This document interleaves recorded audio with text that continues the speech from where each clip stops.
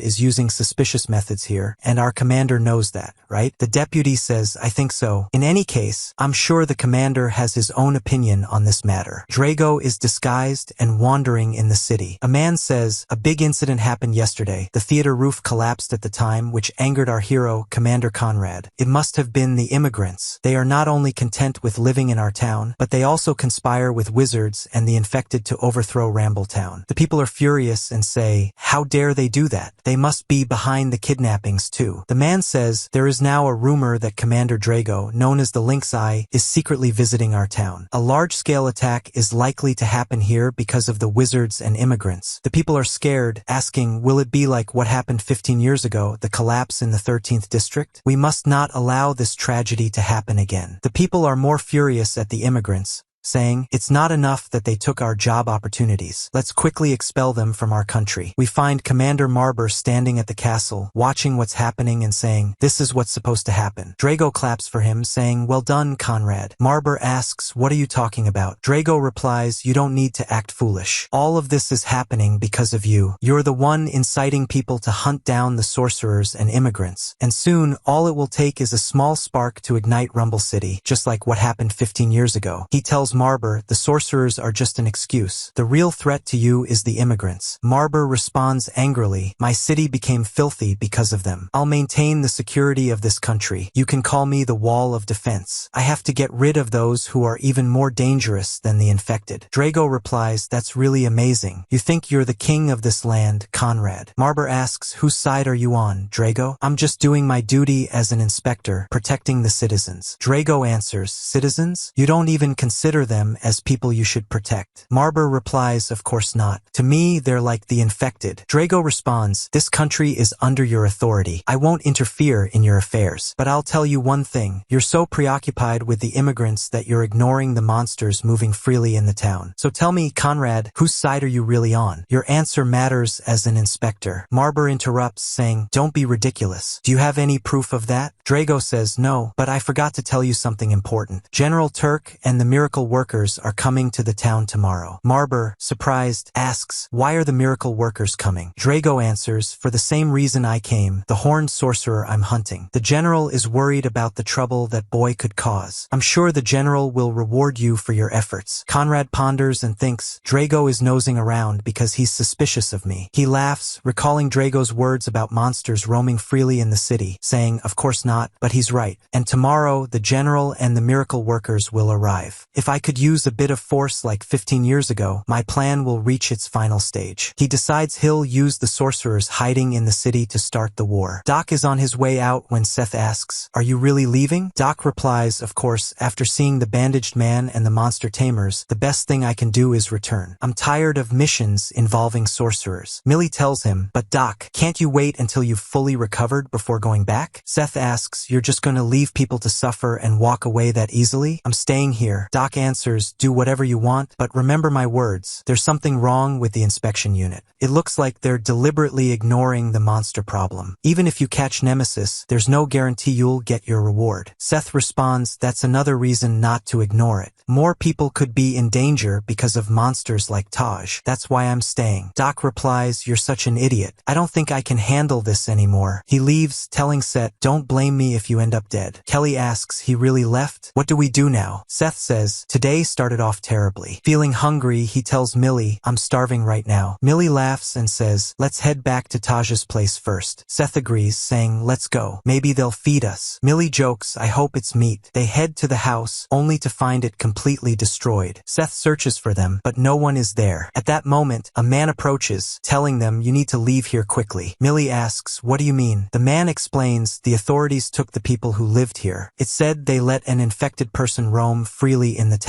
Seth and Millie are shocked, and the man adds, this morning, the inspection unit rounded up all the infected, the sorcerers, and the immigrants, accusing them of planning a terrorist attack. Seth, enraged, runs outside, with Millie trying to stop him. Meanwhile, Marber says, I'll show you the greatest tragedy you'll ever witness in your lives. People wonder what the commander's announcement will be about. Someone says, I heard he discovered the truth behind the theater terrorist incident. The commander addresses the people, saying, I know you've all been worried since the terrorist attack, but the even more terrifying truth is what I'm about to tell you. This is only the first phase of a wide-scale terrorist attack that the immigrants and sorcerers are collaborating on. The people react, asking, what do we do now? Conrad tells them, if we don't act, the tragedy from 15 years ago will repeat itself. Will you allow that? The people respond, no, we won't allow it. Conrad continues, of course, I'll help you as the protector of the city walls, but in order to maintain balance in the town, I'll need your help. The people are confused, asking, our help? Conrad replies, yes, you can do this. Let's work together to rid our town of the filth and vermin that pollute our lives just by breathing the same air. Let's protect the town together, all of us. The people are fired up, saying, we need to go after the sorcerers and the infected. Conrad tells them we can't show them any mercy. All we need to know is if they're one of us or an outsider. Chase down these pests and restore balance to our town. Rise up, citizens. The crowd grows more enthusiastic, while Conrad is thrilled at the success of his plan. Drago watches from afar, wishing Conrad hadn't done that, saying, you've chosen a dangerous path, Conrad. I can't just sit by and let you continue. Meanwhile, Seth and Millie search for Taj among the crowd, with Millie commenting on how terrible the situation is with people so terrified of sorcerers and immigrants. Seth responds, we can't know what they might do to Taj. Millie takes off running, while Doc, hiding in a side street, is confused about what's happening in the town. He decides to leave quickly and sees an abandoned house. Looking inside, he finds a large number of monsters and wonders why no one is doing anything about this monster nest. He becomes anxious, saying, I've decided. I'm going back to Artemis. It doesn't matter what happens here. Looking at the monsters, he mutters, this is what I expected from a coward like me. He decides to rush back home, but thinks he should tell Seth first. At that moment, one of the inspection guards grabs Doc. The townspeople have caught Taj and tied him to a wooden post, chanting, let's burn this monster. Taj cries, pleading, I'm not a monster. They yell at him, shut up, don't act like you're a normal human. Commander Conrad said this is for the good of the town, so we must do it. Seth arrives, scaring everyone away, and they plead, we were just following Commander Conrad's orders. Please have mercy on us. Seth comforts Taj, asking if he's okay. Taj smiles, saying, I'm fine. Millie tells them to get on quickly, and they move to a safer location. Conrad, watching the town from the castle, is informed by a soldier that the sorcerers are at the northern gate. Conrad orders, prepare all the cannons and aim at the northern gate. The soldier hesitates, saying, but we haven't evacuated the citizens from there. Conrad coldly responds, we don't have time for trivial matters like that. To protect our beloved country, sacrifices must be made. You understand, don't you? We attack immediately. Seth, Millie, and Taj reach a slightly safer spot, and Seth asks Taj what happened to his parents. Taj explains that the inspection unit took them because they were protecting him. Taj cries, saying, we didn't do anything wrong, so why did all this happen? Seth tells him, you're right, you didn't do anything wrong, but all of this happened suddenly, and it's clear there's a specific problem. Millie adds, this is all the work of the city guards. Seth, furious, says it's all Conrad's doing. I won't forgive him. The inspection unit finds Seth, Millie, and Taj, and Seth tells Millie we need to run quickly. At that moment, Millie transforms and says, why should we run? If they want to fight, then let's fight. Miley screams in anger and rushes at the guards, shouting, I'm gonna blow them all up. Seth tries to calm her down, but she won't listen. He grabs her, saying, if I let you go, you'll attack anyone you want. They're just crazy because of their fear. Seth then says he's going to get punished, but it's Conrad who's responsible for all of this. At that moment, the inspection unit starts shelling them with artillery. Conrad addresses the sorcerers, listen to me, sorcerers. The inspection unit is surrounding the whole neighborhood. Surrender quickly, or we will launch a full-scale attack on you. The battle between Seth and Commander Conrad begins. The commander attacks the migrants and sorcerers sorcerers, arresting them and imprisoning Miley with Doc in a cage. Seth takes on the commander, slamming him to the ground until he passes out, saying the general wants him alive. Miley tells Doc that she doesn't even have her magic staff. Doc responds, "This cage is made of black silver." Miley notices Doc is in bad shape, and he replies, "It doesn't matter. What's important is that there are monsters in the city." The commander then announces to the townspeople, while holding Seth captive, "This is the sorcerer who's controlling the monsters." Seth retorts, "You're lying. The one controlling the monsters is the beast tamer. He's the one causing all of this." The commander responds, "What we want is to make sure we don't forgive anyone who harms the city. We need some courage to get rid of these pests." The commander laughs at the crowd and traps them inside the gate, declaring he'll destroy everyone in Flasher Street. The townspeople are shocked by the betrayal. The commander orders the cannons to be prepared to destroy the entire street. At that moment, Seth strikes the commander, throwing him off the tower. Suddenly, Grim appears and helps Seth, stopping all the artillery shells. The soldiers are stunned by Grim's strength. Grim tells Seth, "Boy, we need to talk, but if you lie to me, I'll know right away." Grim treats Seth with bandages and asks him if the flute-playing beast tamer is one of his friends. Seth says, "No, I don't know her and have never met her." Seth is surprised that he feels no pain, and Grim explains that his bandages are made from a tree that grows feathers. Then, Grim throws the shells back at the soldiers, destroying them. Seth asks Grim why he's helping him, and Grim apologizes for the previous misunderstanding, explaining that he's here searching for the beast tamer. Seth asks, "You mean the flute-playing girl you were asking about earlier?" At that moment, a massive whirlwind emerges from the clock tower, and Seth is astonished by its power. The beast tamer is revealed to be the cause of all this, unleashing monsters upon the city. Seth tells Taj to hide quickly, while he and Grim will deal with the monsters. The commander comes after Seth again to confront him, saying, "Don't even think about escaping from me." Seth responds, "This isn't the time for fighting. The town is in great danger and being destroyed." The commander coldly replies, "Yes, I wasn't expecting such a show. The girl got ahead of herself this time, but it doesn't matter." Seth realizes that the commander is behind it all and confronts him, saying, "You're the cause of all this." The commander admits, "I've paid a heavy price for this moment." Then he tells Seth, "Now that you know everything, you must die." Meanwhile, Doc's heart stops beating and he dies. Miley weeps over him. She hears the screams of people being attacked by monsters. Mr. Boubri brings Miley her magic staff, allowing her to break free from the cage and attack the monsters. Meanwhile, the commander launches a powerful attack at Seth, but Seth narrowly escapes. The commander says, "I was surprised when you used magic without gloves. Turns out you're weak after all." Seth seizes an opportunity to attack, but the commander counters and strikes him. Commander Drago orders his forces to stop attacking the people and focus on fighting the monsters. Drago is shocked to see Miley attacking and defeating the monsters, while he also saves her from a monster and then goes on to fight the others. The beast tamer then speaks, saying, "You seem to be in a very tight spot, but you deserve this." The people are surprised to hear a girl's voice. She continues, "Migrants, sorcerers, and monsters. This is exactly what happened 15 years ago. But if anything's missing, it's the collapse incident in Street 13. She adds, "Allow me to prepare the stage for the final scene." A strong wind begins to blow, and Grim says there's no time to waste. Seth declares that someone needs to open the gate. As the commander is about to strike Taj to prevent him from opening the gate, Seth grabs the commander's spear and tells Taj, "Run fast." Seth continues to fight the commander until he rips off his mustache, infuriating the commander. Taj opens the gate, and the people begin to escape. At this moment, the whirlwind blows the clock tower bell towards the people in the city. The commander is pleased because he thinks this will get rid of the migrants. The commander is shocked to find that the whole city has been destroyed. He becomes furious and asks, "Why is all this happening?" The summoned girl laughs, and the commander asks her, "What do you think you're doing, you scum?" She replies, "Let me tell you a sad little story from the past." We flash back to 15 years ago, where the inspection unit captured a group of wounded children and created a plan to train them to kill monsters. These children, Boozy, Hans, and Greta, possess a defensive power and were warmly welcomed by the city and the people of Ramble. Later, they were imprisoned alongside brutal criminals and illegal migrants. The children spent a long time in prison, but they encouraged each other and made great efforts to survive. One day, the people began to riot, demanding that the children be gotten rid of. Naturally, the children were terrified of the shouting from outside. At that moment, a large man appeared and told them, "You're not monsters. Don't worry about those stupid people outside." He played a flute to calm them and said, "Whenever you hear a sound that bothers you, just play this flute." The boy laughed at the man, saying, "You don't know how to play it at all." The man, named Oxmer, cheered up the children. The little little girl asked, "Who are you?" And he replied, "My name is Oxmer, and you can keep the flute." He told them that music has a great effect, even across different languages and cultures, because a beautiful melody can bring peace to the heart. He assured them that one day they would be able to play music together. He then suggested they start practicing right away, asking the girl to try playing. She tried and failed, and he laughed, saying, "Turns out you're just as bad as me." The beast tamer recalls that Oxmer's presence changed the oppressive atmosphere of the prison, even if only for a short time. But unfortunately, not everyone liked this change. Commander Conrad arrived and scared the children, telling them Oxmer had tricked them with his kindness, saying, "You really are like animals. No, you're monsters." Oxmer appeared and shouted at Conrad, "What do you think you're doing?" Conrad, flustered, said, "I was just warning them to be quiet at night." Oxmer asked him, "You're Conrad, right? Why do you have a bow and arrow?" Conrad replied, "It's for self-defense in emergencies, sir." Oxmer retorted, "I've heard about your behavior towards migrants and these children. It's causing problems." Oxmer says, "These children are just like you and me." Conrad responds, "Are you saying I'm like the migrants and the wounded?" Oxmer replies, "Of course, your inability to accept people different from you is what makes you weak." Conrad gets angry and asks, "Are you calling me weak?" Oxmer calmly says, "Is there a problem with that?" Conrad responds, "No, I'm leaving now." The next day, a man pretending to be a friend opened the cell and helped the children escape. But the children were naive and didn't realize it was all part of Conrad's dirty plan. A fate worse than prison awaited them. Conrad had already spread the news of the defense force's escape, which naturally terrified the townspeople, turning their minds immediately to killing. When Oxmer arrived to help, the children had already changed. After getting thrown back into prison and losing his friends, Oxmer tried to comfort me, crying alongside me over their deaths. But the man filled with hatred and spite, Conrad, was already plotting his next evil scheme. The day after the escape, a monster fell from the sky, and the attack threw the whole town into chaos and fear. Conrad informed Oxmer about the large number of nemesis monsters. Oxmer said, "The safety of the citizens is the priority. Start evacuating quickly." Conrad responded, "We can't evacuate the residents of District 13 right now. It will be safer for them to stay and avoid the monsters' attacks." Conrad asked Oxmer to send the defense forces. Oxmer replied, "You idiot, it's just a child." Conrad insisted, "Sir, she's the only one who can stop the monster, and maybe you can lead the defense force yourself. Decide quickly, Commander. Time is running out. You need to make the right choice for the good of our people, please." Oxmer finally said, "I'll assign you the mission to evacuate the citizens." As they went to execute the plan, Conrad stabbed the commander in the back, killed all the witnesses, and said, "I'm doing all this for the future of the town." The girl wept over the commander's death. Conrad then declared, "I'll make the monster fight the other monsters, or maybe." At that moment, the commander stood up and struck Conrad, telling the girl to run. Quickly, the girl ran as fast as she could, but Conrad struck the commander again from behind, killing him this time for real. The girl cried, having lost everyone she loved, and asked, "Where am I supposed to go now?" She found the flute in front of her and remembered the commander's words. The girl played the flute, and all the monsters gathered around her. She trembled in fear and told them to stay away, but was shocked to see they didn't attack her. Instead, they treated her gently. She asked them, "Do you like music?" Eventually, the girl came to love the monsters because they were like her, outcasts, and she hugged them, saying, "No one wants you near them." At that moment, the inspection unit attacked the monsters, but the creatures took the girl and fled. The wall was destroyed, and everyone rejoiced because they were finally going to be saved. Taj's family celebrated his safety, hugging him so tightly he could hardly breathe. Commander Drago then appeared and told Seth, "There's a warrant for your arrest. Come with me quietly." Seth responded, "Is this really the right time for this?" Drago answered, "It's my job." Suddenly, the balloons holding the island in the sky started to collapse, and people panicked. Seth ran to save the city, but Drago stopped him. Seth shouted, "What are you doing? Is this the inspection unit's job, what you call protecting people? Why are you fighting?" Drago coldly replied, "You're asking why we fight? Why do you believe everything so quickly? Do you really trust what I told you earlier?" Seth declared, "Of course. I'll find Radiant and destroy it. I'm going to change this world where people are judged by their differences." Drago responded, "Then why don't you start by dealing with the beast tamer first?" Seth answered, "I'll do that whether you ask me to or not." Drago smiled and said, "Once we finish with this chaos, I'll lock you up." Elsewhere, a man was reading a report saying, "Commander Marber helped the tamer, and there's evidence of it. This is truly concerning, especially since Drago is in charge now." Another person from the Miracle Makers team replied, "You mean Conrad? That's impossible." A girl added, he's just an arrogant show-off. He even annoys me. Another voice chimed in